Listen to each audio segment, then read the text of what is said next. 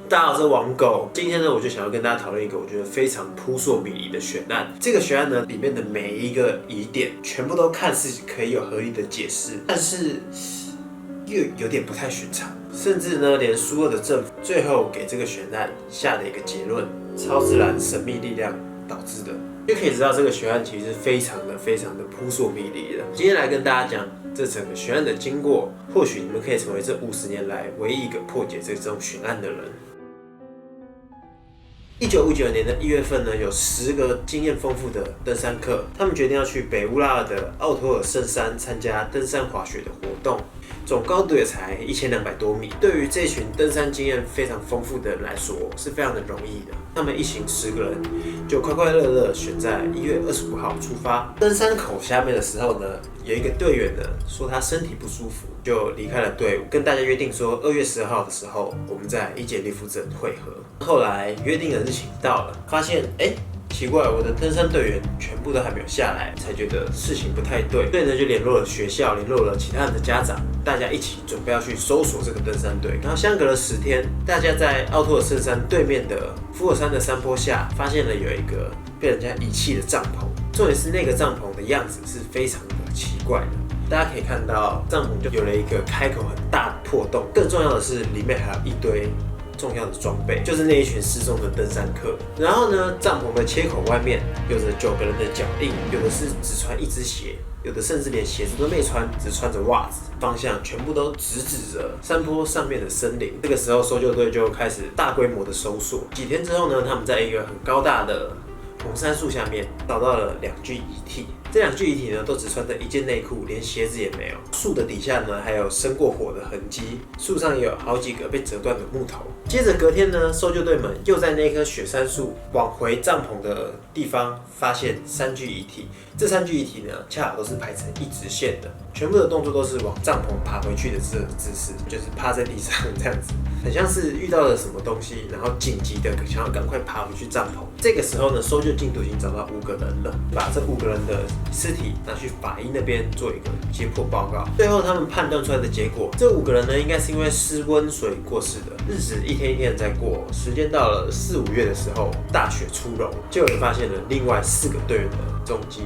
全部都被埋在5公尺深的积雪下面。最恐怖的状况呢是，他们4个人全部都不是因为失温而死，全部都是因为致命伤而死。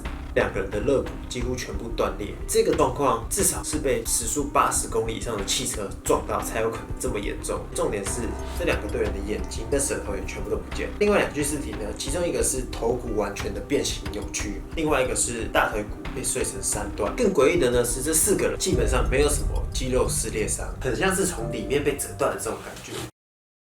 就来了解整个事发的经过，最重要的东西就不外乎是证物了。对，为什么我现在变黑黑的？因为我觉得上次黑的那样很酷。这边的证物呢，调查部门提供的报告总共有3类。第一类就是帐篷里的证物，总共有20项。第二类就是他们附近仓库里面的证物，不过全部都是实物，没有什么好讨论的。至于第3类呢，就是他们身上与留在路上的遗物。第一类帐篷里面的账物，我把值得注意的几个跟大家括号起来一下：照相机、火车票，还有他们的日记。身上的遗物呢，总共有几百样。令人比较可疑的呢，总共有4个。死者身上的一台相机，不知名的登山杖，帐篷外面雪地上一个开着开关的手电筒，还有他们身上的衣物。那这些证物到底可以给我们什么线索呢？我们就一样一样的来看。首先第一样，我觉得最重要的是相机。这边我要说一下，总共有4台，可是里面有一台坏了，所以只有3台的画面。这3台画面里面呢，唯一比较可疑的是这2张照片，而且就是这么巧，刚好这2张照片是不同台相机的最后一张，也就是说他们各自拍了这张照片之后，就再也没有碰过相机了，非常的离奇。那我们先来看一下这个第1张照片。这一张照片呢，当时引起了很多人的猜测，说这是雪怪吧？而且更怪的是当时还有很多的科学家也同意这个论点，又加上苏俄官方当时最后的报告，未知的力量导致这一群人死亡，所以呢，这个说法当时是被当成最有道理的解释，甚至是说在2014年 Discovery 拍一部纪录片，专门解释这场悬案，片名就叫做《俄罗斯雪怪》。大家可能会觉得蛮瞎的，怎么都会就这样相信有雪怪？但是并不意外，因为1959年的俄罗斯资讯并不是那么发达，而且还在冷战期间，所以有什么未知的力量、怪兽这种，其实大家都还是非常的相信。就连我们现在，甚至也还不能真的确定说有没有这种怪物存在。又加上人类其实也是很容易捕风捉影，甚至随波逐流的。就像这一张图，有时候看到的表面不一定是事实，所以常常会有媒体说什么大家去听什么的现象。那就我自己研究之后，我发现这一张照片跟这2张照片的人穿的几乎是一模一样。虽然是不能确定，但是这2张照片明明就在雪怪的前2张，也却没有任何人拿出来讲，所以也有可能是大家被带着风向走。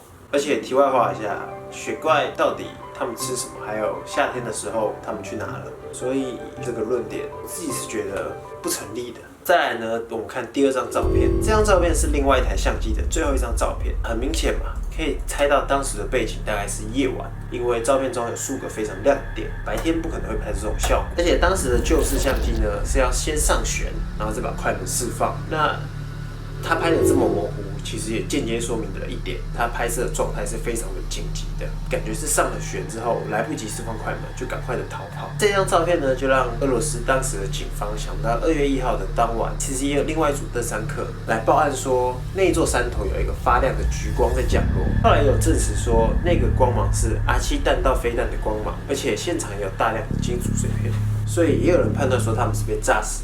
不过这样的话，政府应该可以马上判断死因啊，除非是军方可以隐瞒事实。另外顺带一提，这一事件发生之后呢，政府有下令封锁那座山，连续3年之后才重新开放。所以这个疑点呢，我们先保留着。再来呢，我们看看其他的证物。日记本里面呢，我觉得有几天的日期特别的重要，我想要拿出来跟大家分享一下。第24号的时候，医生时由于 George 在火车站内高声的唱歌，受到驻守警察的无理对待，一度被拉到警站扣查，后来又无罪释放。队员推测警察的敏感反应可能和山上的军事基地有关，这个点其实可以更证实到刚刚说是军方的阴谋。或许当时真的是有飞弹或者是什么更恐怖的生化武器，毕竟是冷战时期嘛。这个点我们一样先放着不管。还有28号的时候，George因为被其余队员点名，睡在主食炉旁边，一度情绪爆发，失控的大吵大闹，哭诉众人如何在旅程中欺负他。虽然事件过了一会后平息，但众人仍然难以入睡。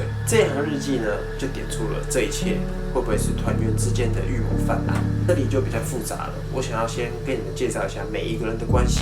一开始被发现躺在松树下的那2位呢，是 George Yuri， 他是 Zina 的前男友，一直线的尸体最前面的那个。但是这段恋情在 Zina 认识 Igor 后便结束了。Igor 就是他们的队长。第2个人呢是 George， 他也是一名工程师，在一个秘密核子研究所上班。前方躺着的3位呢，分别是 Igor 以及 Ruston， 还有 Zina。Igor 是登山团的团长，他曾经带团过很多次，更是成为过雪地登山的教练，所以其实他是非常的厉害的。他与前面的登山队员 Zina 处于恋爱的状态。那至于中间的那个人呢是 Ruston， 健硕的体格，个性是友善老实的。那死在后方的4个人呢，分别是 Luda 以及 Clovito， 还有 Samuel 跟 Tibo。Lina 是一个很直率的女生，就是你说错话，她就现场斥责你，所以很多人都认为她舌头被扯烂是跟她个性离不开关系。Clovito 呢是一个天才系的物理学生，他的个性就怪怪的，但是他很聪明。Samuel 呢是团队中最年长的人，背景是里面最为神秘的，他是这9个人当中唯一一个不是同一所大学毕业的。至于他们是怎么认识的呢？听说是之前在登山的时候路上遇到认识的，而且他被发现尸体的时候有一个刺青，那在当时刺青是只有苏联里面最恶名昭彰的罪犯才会有的，所以这更增添了他的神秘色彩。最后一个 Tibo， 他是团队中的笑将，政治立场有点反叛，但是也算是乖乖的这样。那我觉得这里面有几个人特别值得拿出来讲，就是 Samuel， 还有 George 跟 Igor， 还有 Ruston， 他们2个人的身份呢，本来就跟军方是比较接近的，而且重点是所有登山团的尸体都是葬在一起，只有他们2个人是葬在其他地方，也就是说，他们很有可能是 KGB 的反叛间谍。KGB 就是苏联情报局。而且大家可以回想起，前24号的那个日记。大家都以为 George 是因为在火车上太吵被警察刁难，但会不会是其实他是要跟警察商讨上山之后他所要进行的秘密任务的策略呢？所以这个点呢，我们也先保留。接下来看29、30、31的日记，可以发现到团员们呢未从昨晚的争吵恢复过来，所以就是潦草的写了一下说他们走过当地曼西原住民开了的路径之后。就这样结束。30号之后，气温已经跌到-26度，雪季已经有一个小孩的高度了。众人继续在徘徊，然后随便找一个地方扎营。最后一天31号的记录也是说，他们身心交瘁，准备扎营，但是木材已经接近耗尽，而且所有人都体力不支了。幸好还有一些干粮做晚餐。很难想象在山林有一个如此舒适的地方。阵阵凉风吹来，远离繁嚣。这里呢，大家通常注意到的一个点，就是在于最后面，他们认为这里很舒服，远离繁嚣。大家都会思考这里是哪里。但是我觉得比较重要的一个点是在于说，30号的日记，积雪已经到了一个小孩的高度了。你们想一下，脚印这种东西，顶多30到50公分，距离他们事发到现在也有2个多礼拜了。当时这么恶劣的天气来说，为什么搜救人过去之后，脚印却还残留？其实这一点也是蛮不合理的。不过我们最后再讨论。那我们现在看下一个证物，铁路的车票。车票呢跟地图当时显示了他们的路线是这5个地方。斯维尔德洛夫斯克出发，途经了中间这3个小镇之后，才到达奥托尔圣山。因为伊杰利夫周围有着大大小小的劳改营，很多囚犯出狱之后就直接定居在那里，所以当时有很多人认为是囚犯把那些登山团灭口。那我也顺带一提。这个地名的意思呢，在奥托尔圣山上原住民的方言，意思是说不要去那里，也有可能是当地的原住民曼西族把他们杀害的。那也是我们先留着，后面再说。看完证物之后，我觉得尸体的状况也是非常重要的，所以我们大概来看一下尸检的报告。前面几个是低温症，然后后面呢就是死伤非常的惨重，眼珠不见，舌头不见，但是没有外伤。